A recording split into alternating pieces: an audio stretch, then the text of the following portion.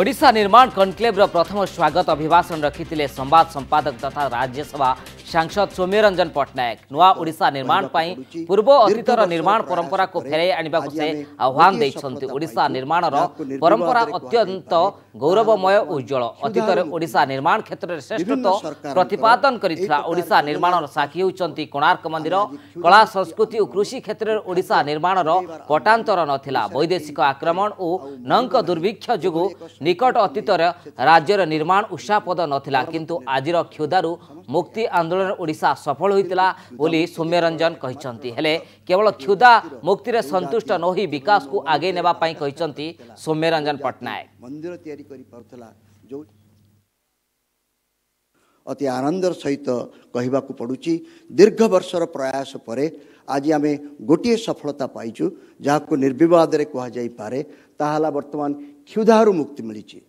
विभिन्न सरकारंकर एई प्रकार योजनार फलस्वरूप आमे आज क्षुधा मुक्ति आंदोलन जो खाद्य जोगैबार आंदोलन ओडिशा रे कई भोकरे आउ मरिबो नाही एभली एक संकल्प नहीं से सफलता हासिल करिचु। दलमत निर्विशेष रे समस्त याकु स्वीकार करिवे, किंतु क्षुधा मुक्ति जे केवल एकमात्र लक्ष्य गोटे जातिर जो जाति एभली नौ वाणिज्य पराकाष्ठा रखिला, जो जाति मंदिर तैयारी करि पारुथला, जो जाति कला शिल्प एवं भास्कर्य समस्तंकर आदर एवं आदर्शर पात्र होता से कौन केवल ये क्षुधा मुक्ति संतुष्ट रहिबो।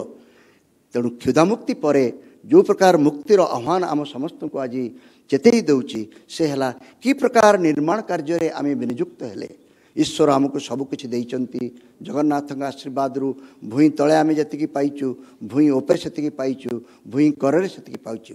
आज आह्वान है ए संपद गुड़ी को आम जदि आज क्षमतार अच्छु किभली भाव में विनियोग कले आमर समस्त युवक समाज चाकरी पाइबे, नियुक्त हेबे, निर्माण रे संपृक्त हेबे।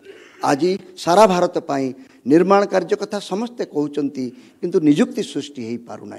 आमे जेते जहाँ कले मध्य जेते जहाँ योजना जेते जहाँ कार्यक्रम जेते जहाँ समाज सेवा जेते जहाँ दरिद्रंग पाई जो प्रकार अनुकंपा एवं जन्म ठारू मृत्यु पर्यंत सबु योजना कला परे मध्य जदि आमर युव समाज संपृक्त हो न पारिबे आम समाज सहित आम देश प्रदेश सहित आम संस्कृति सहित ताले कौन से निर्माण सफल हैला बोली कही हब नाही।